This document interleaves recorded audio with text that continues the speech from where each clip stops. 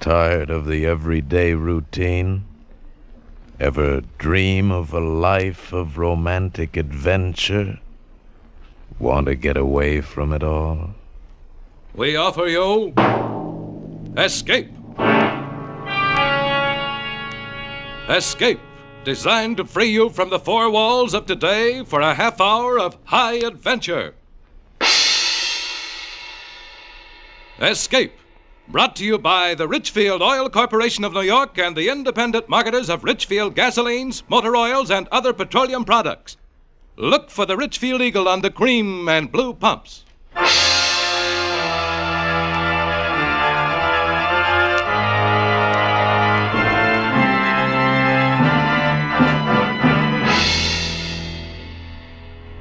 Tonight, we escape to New Orleans during Mardi Gras, behind the gaiety of which lies a nightmare world of terror and death, as John and Gwen Bagni tell it in The Man Who Stole the Bible.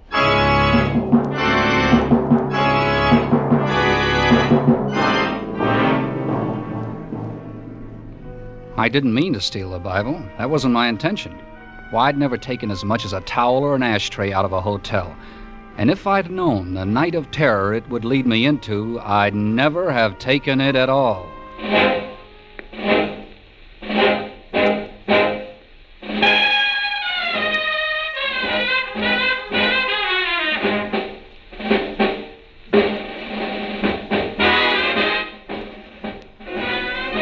Mardi Gras, New Orleans, a gay time, a lot of laughs, if you're in on it. But me, I was stuck in a stuffy hotel room waiting for a call from the boss. And the sound of all those people out on the street having fun got on my nerves. Operator. This is Mr. Cummings, room 302. Whatever happened to that bellhop I sent for? Would you speak louder? I can't hear you, sir. I said... just a minute. Operator. Operator. What was it you wanted? Look, I want a bellhop. I want him to bring me something to read. Anything. You said half an hour ago he was on his way up. Hasn't he answered your call yet, Mr. Cummings? He has not. Well, I'm sorry, sir. The hotel is so crowded. The Mardi Gras, you know, it's almost impossible. Just a minute. Look, operator. Operator. Oh, nuts.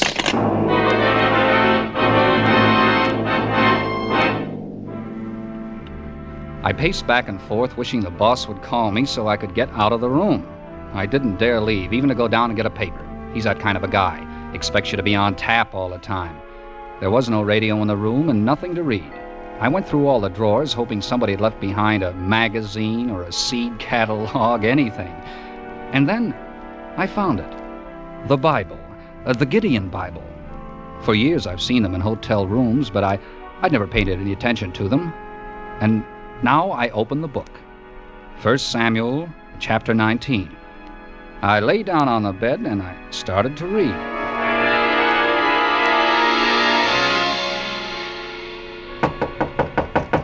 The knock surprised me. I'd forgotten about the bellhop. I got up to go to the door and I realized I had the Bible in my hand. It's a fine thing when a man feels embarrassed caught reading the Bible, but that's how I felt. Embarrassed. I stuffed it under the pillow and I went to the door. You sure took your time. Oh. I'm a house detective. I'm sorry to disturb you. Well, that's all right. What's the matter? Well, it seems that the woman who had this room before you lost her pocketbook. She thinks she left it here. I haven't seen it, but, well, you can come in and look. Why, thanks. It doesn't seem likely that the maids would have overlooked it, but once in a while something gets left in a drawer. Yeah, I know. It's amazing, the things you find left behind in hotels. Yeah, it sure is. Oh, no, it's not here. Sorry to have intruded on you. That's all right. Good night. Good night. I lay down again and went back to reading the Bible. Once I got used to the old-fashioned language, I found it pretty interesting. The story of David, anyway. A guy being chased by everybody, not knowing who his enemies were, every minute expecting to get killed. I was down to the part where David's wife puts a dummy in his bed as a decoy to save his life when I was interrupted again. This time I automatically stuck the Bible under the pillow and went to the door. Hello. Oh, hello. I'm having the most awful time. I've tried and tried, but it just won't work. And the room's so stuffy. How's that? The window in my room, it won't open. Oh. Would you open it for me? Oh, why, sure. Just show me. Which room is it? Right next to yours. Just around this corner, room 300. I have the same trouble on buses. The windows never open. It drives me mad.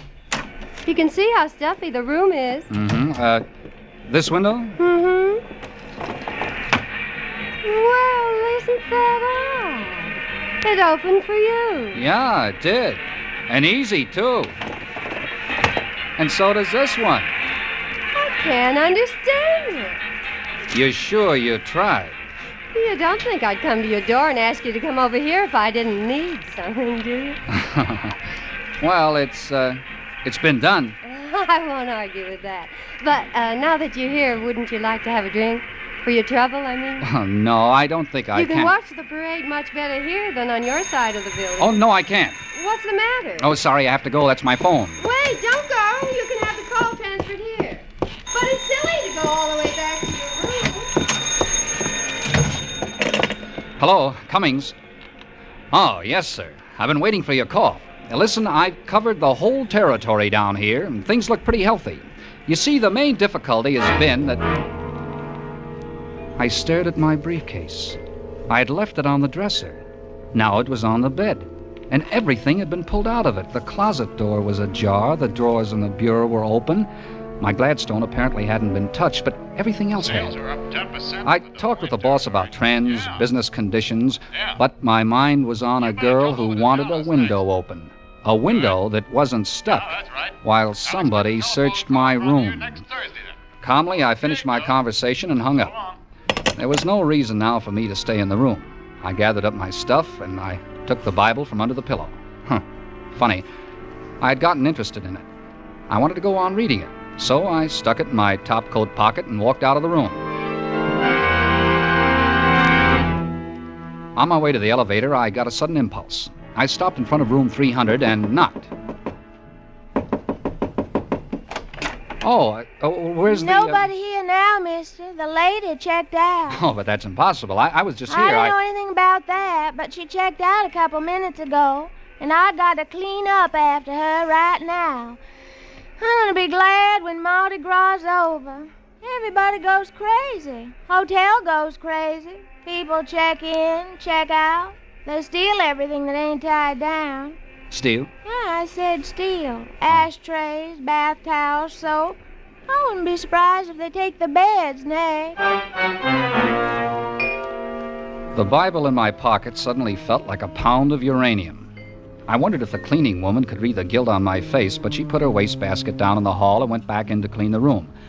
For a second, I considered taking the Bible back to room 302, and maybe I would have if it hadn't been for the discarded book jacket in the wastebasket. It was gaudy, red and yellow. I grabbed it up, put it around the Bible. The title read, You Will Die Tonight.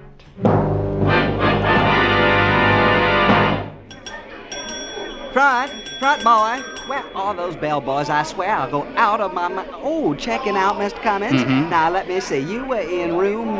302. 302? Yeah. Oh... Well, what's the matter? I've had so much trouble over that room. I was supposed to hold it for a lady, but you can't keep rooms vacant during Mardi Gras. I gave her the room next to yours, but she kicked like crazy to the manager. Next to me? Yes, room 300. She checked out just a few minutes ago. I don't know what this is all about, but there's something peculiar going on in room 302. Peculiar? I didn't mind the house detective coming in to look for the purse, but I didn't like having my stuff searched while I was out of the room. Searched? Yeah, I said searched. You say the house detective did that? He said the woman who had the room before me left a purse, and but he came... that's impossible. Well, what do you mean? A man had the room ahead of you. Oh, yes, I'm positive of it. Just a minute, I got the register right here. I'll take... Yes, a man, a Mr. Gregory. The house detective isn't on duty today, but when he comes in tomorrow, I'll tell him that... Not on duty? Well, then what was he doing in my room? Today? Of course, today, tonight. A tall guy with black hair. Oh, He there's came in some mistake, Mr. Cummings. Our house detective, Mr. St. Clair's his name, is short and bald, and he hadn't been in the hotel all day. He's homesick. It had the makings of an interesting little intrigue. But I left the mystery of room 302 with the room clerk and went to the cigar stand. It was 8 o'clock. My train wouldn't leave until midnight. Yes, sir, what'll it be? Cigarettes or cigars? Cigars. 3 Coronas. No, make it 6. Always like to sell cigars. Men don't smoke cigars like they used to. Cigarettes, that's the fashion today, but give me a good cigar every day. Sounds like somebody's having a good time. Oh, they all have a good time during the carnival. Say, I wonder where I could check my bag and briefcase for a little while. Oh, going to see the parade? Yeah, I thought I would. Mill around a little bit. I've got a couple hours to kill. Well, I'd be glad to keep it for you. I'm on duty till midnight. Oh, would you? Well, it's mighty nice of you. Oh, don't mind it at all. Mardi Gras is something to see. You shouldn't miss it. But you'll have more fun if you rent a costume. The hotel's got them for rent, you know. No, thanks. I'll go as I am.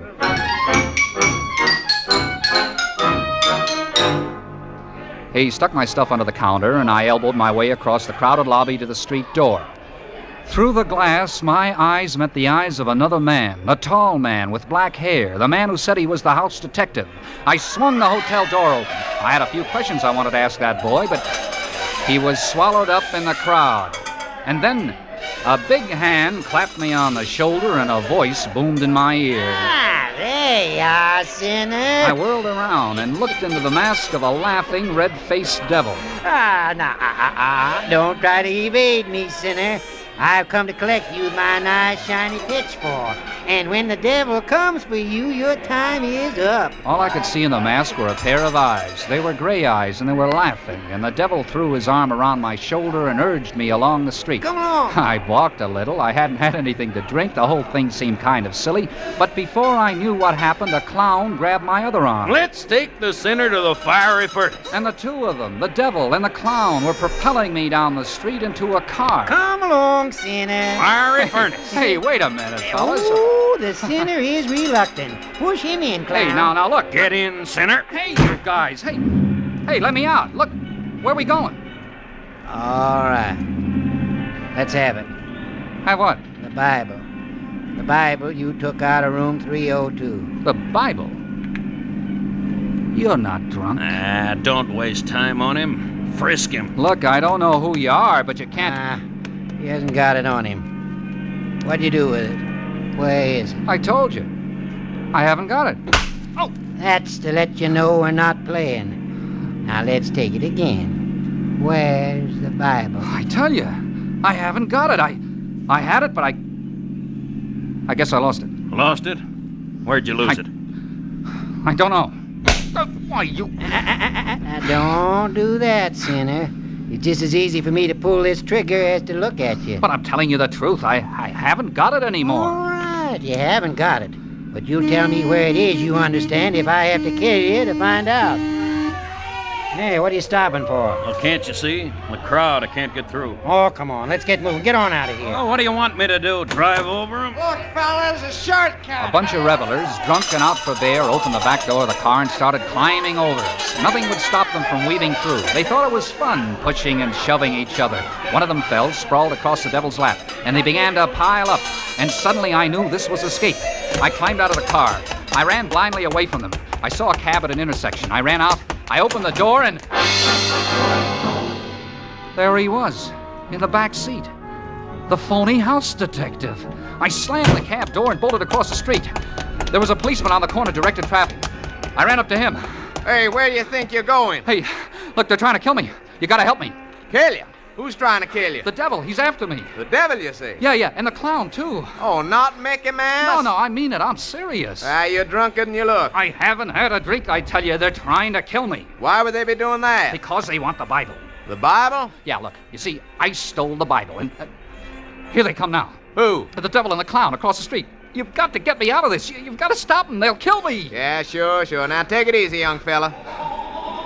Oh, there you are, sinner. Come on. What are you trying to do? Get us in trouble? Trouble? Sure. He's gonna miss the party. Look, it's all a trick. Don't listen to him. This young fella claims you're trying to kill him. Me? Oh, no, not me. But if he doesn't get to that party pretty soon, his wife will kill him. I haven't got a wife. There isn't any party. They're lying, I tell you. They're lying. Oh, now be good, boys. Go someplace else and settle your squabble. I gotta keep this traffic moving. Please, officer. Oh, Please. now you heard what the policeman said. Come on, sinner. Let go of me, officer. Go on, bear it now.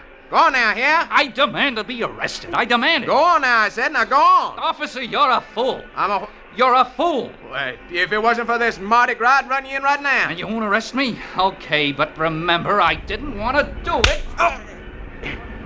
That does it. Striking an officer. All right, fella. You're under arrest.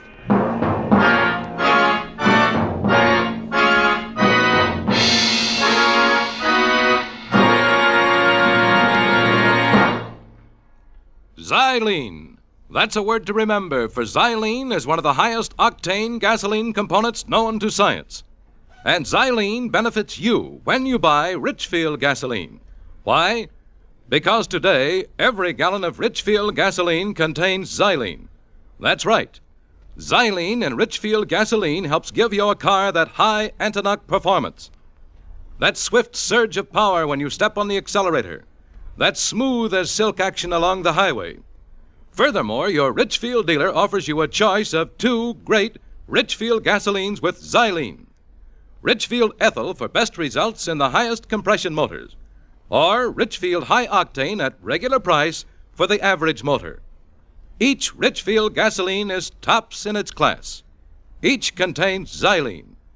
For the finest performance at lowest cost per mile, let your Richfield dealer help you select the right Richfield gasoline to fit your motor's power requirements. Stop where you see the Richfield Eagle on the cream and blue pumps. And now we return you to Escape.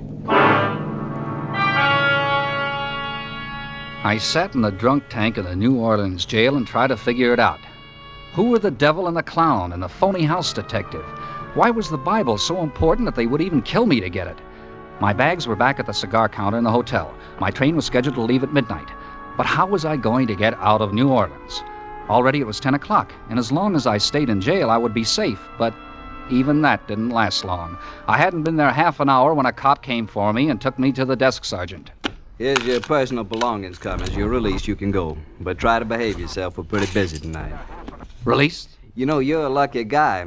Culpepper decided not to press charges against you. You know what you could get for striking an officer. But, well, aren't you going to hold me? Oh, your fine's been paid. Now go on, get out of here and keep out of trouble, will you? Oh, but I am in trouble. That's what I tried to tell the cop, but he wouldn't listen to me. I had to hit him. My fine? You said somebody paid my fine? That's right. It's been paid. But who? Who paid it?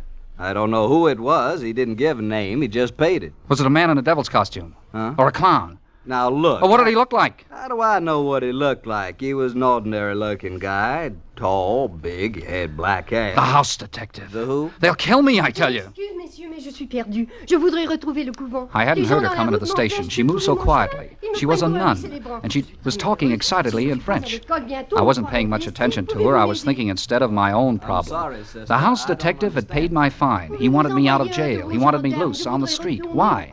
And the devil and the clown. Were they with him? Were all of them waiting outside that door for me? Yeah, well, please, sister, I wish I could help you, but I can't understand a word you're saying. Monsieur, les gens dans la route m'empêchent de trouver mon chemin. Ils me prennent pour un des célébrants. English. Can you speak English, sister? Oh, pardon, monsieur. Masquerade. Costume.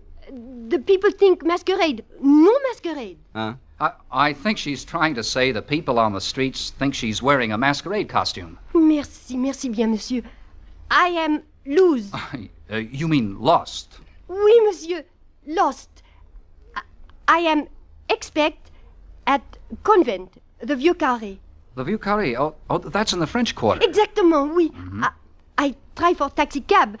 The crowd, how you say, push me around. Pouvez-vous envoyer un de vos gendarmes?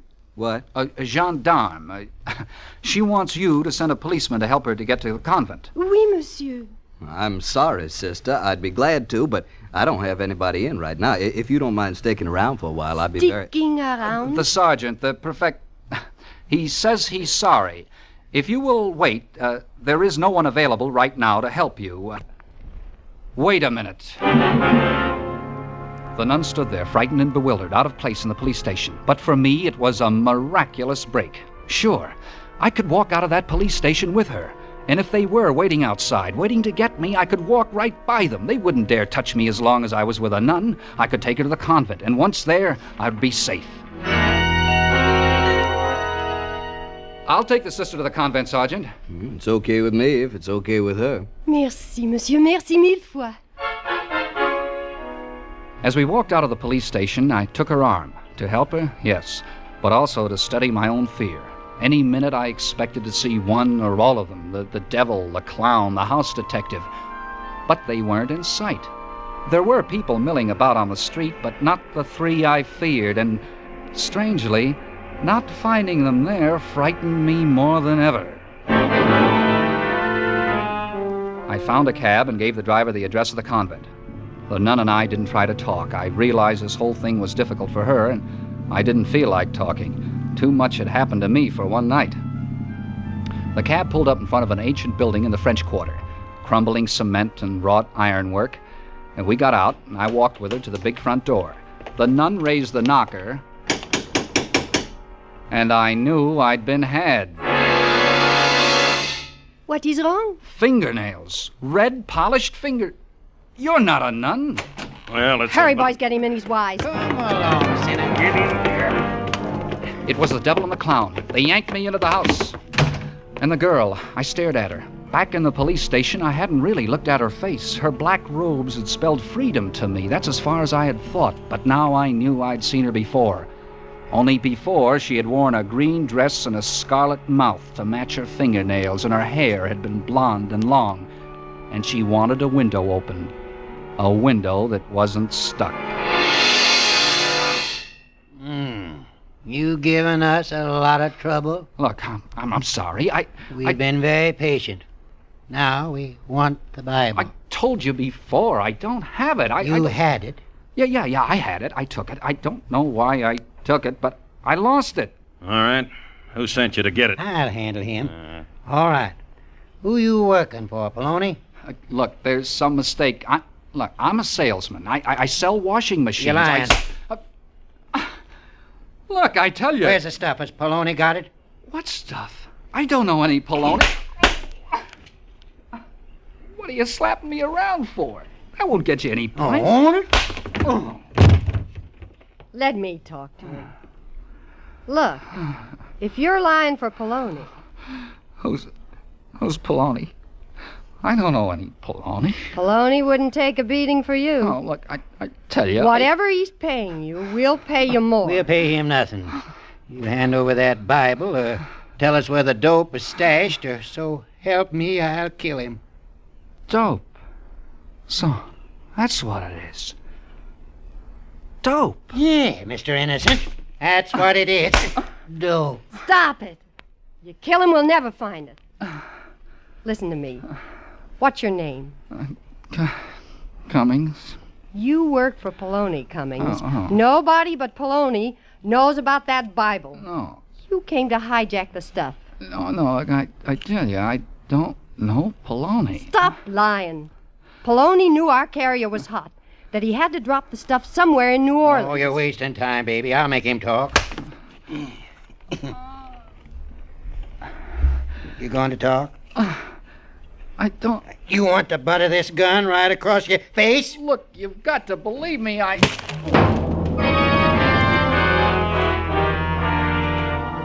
He hit me with the gun. I tried to keep my eyes open, to hang on to consciousness. Across the room, I saw the door open, and in it stood a man with another gun. A big man with black hair, the phony house detective. Was his name Poloni? That was the last thing I had as I passed out. I don't know how long I was out. When I came to, I was lying on a bed. My head was throbbing, my cheeks, my nose, every bone in my body seemed to ache. There was a cold cloth on my eyes. I tried to think, why did I hurt so? Oh, yeah, the Bible. All right, let's not waste any more time. What did you do with the Bible? Where are the others? They've been taken care of.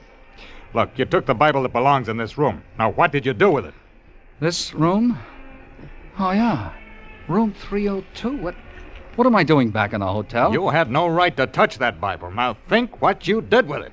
Where is it? Look, I told him. I must have lost it. I don't know. I'll get it. Yeah? You're the gentleman who left his suitcases with me, Mr. Cummings? Suitcases? Come in.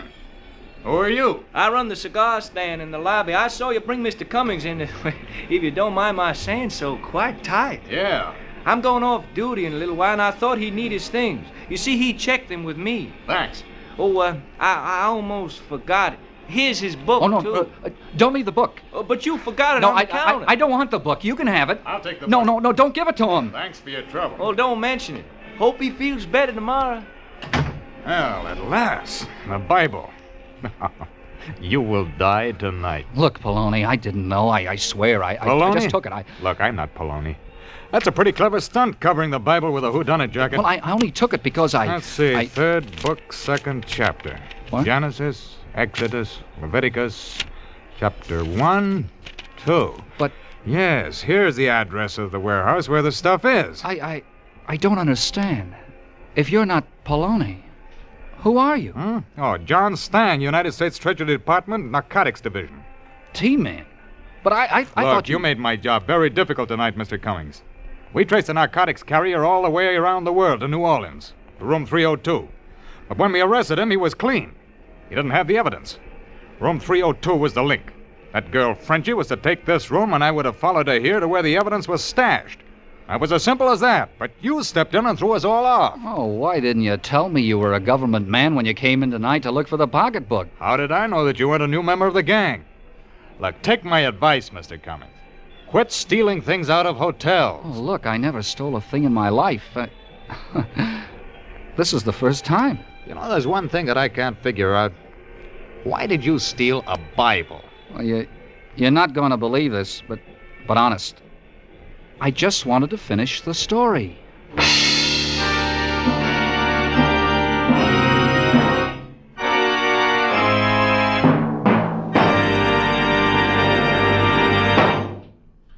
Attention, baseball fans. Here's a new book you won't want to miss. The new Richfield Baseball book, hot off the press. Its 32 pages are jam-packed with facts on America's favorite sport. You'll find Major League schedules, many minor league schedules, World Series box scores. You'll find a special baseball quiz you can try on your friends.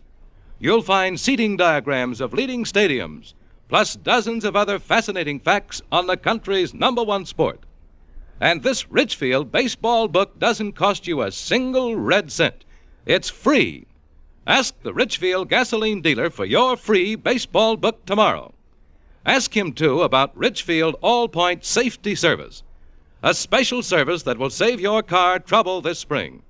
Stop where you see the Richfield Eagle on the cream and blue pumps.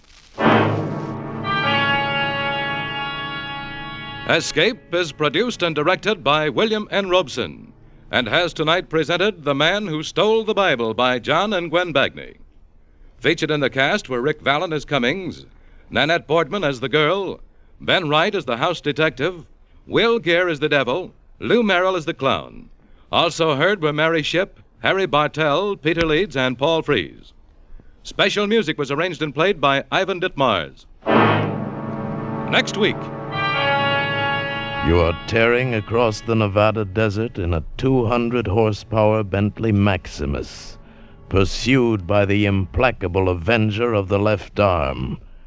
Beside you is the man they are seeking to destroy, your companion in an adventure from which there is no escape.